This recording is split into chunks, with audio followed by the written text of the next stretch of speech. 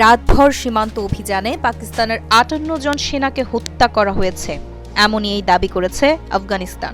তালেবান সরকারের প্রধান মুখপাত্রের মতে, আফগান বাহিনী পাকিস্তানের ২৫টি ঘাঁটি দখল করেছে এবং ৫৮ সেনাকে হত্যা করেছে। এছাড়া অভিযানে আরও ৩০ জন পাকিস্তানি সেনা আহত হয়েছে। আফগানিস্তানের সকল সরকারি সীমান্ত এবং কার্যত রেখার পরিস্থিতি সম্পূর্ণ নিয়ন্ত্রণে রয়েছে এবং অবৈধ কার্যকলাপ অনেকাংশেই প্রতিরোধ করা হয়েছে। তবে সেনা হতাহত ও ঘাঁটি দখলের আফগানিস্তানের দাবি নিয়ে তাৎক্ষণিকভাবে কিছু জানায়নি পাকিস্তান। তালেবানের প্রতিরক্ষা মন্ত্রণালয় বলেছে, আমাদের বাহিনী সীমান্ত সংলগ্নে প্রতিশোধমূলক এবং সফল অভিযান চালিয়েছে।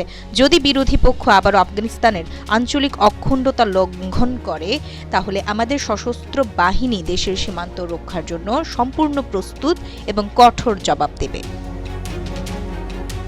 এর আগে পাকিস্তান গত বৃহস্পতিবার আফগান আকাশসীমা লঙ্ঘন করে তাদের সীমান্তের ভেতরে একটি বাজারে বোমা হামলা চালিয়েছে বলে দাবি করে তালেবান সরকার। এর জেরেই হামলা চালানো হয়েছে বলে জানিয়েছে আফগানিস্তান। পাকিস্তানের স্বরাষ্ট্রমন্ত্রী মোহসিন নাকভি বলেছেন, আফগান হামলাগুলো বিনা উস্কানিতে করা হয়েছে এবং বেসামরিক নাগরিকদের উপর গুলি চালানো হয়েছে।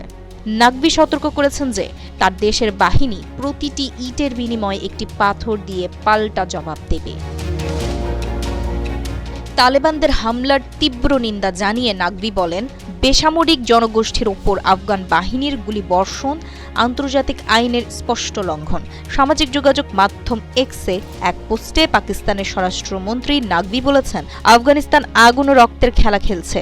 এর আগে পাকিস্তান দাবি করে তারা আফগানিস্তানের ১৯ ঘাঁটি দখল এবং ৫০ তালেবানকে হত্যা করেছে।